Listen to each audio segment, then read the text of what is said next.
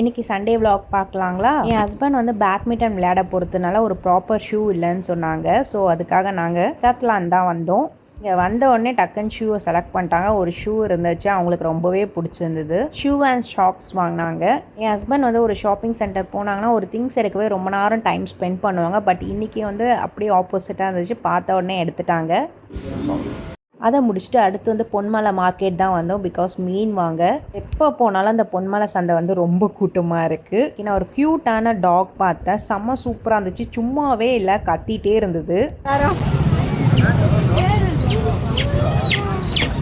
அடுத்து வந்து போன வேலையை பார்க்க ஸ்டார்ட் பண்ணிட்டோம். என் ஹஸ்பண்ட் சரியான ஒரு மீன் வளர்க்கத்தில் பைத்தியம். நாங்கள் இந்த மீன்லாம் தான் வாங்கினோம்.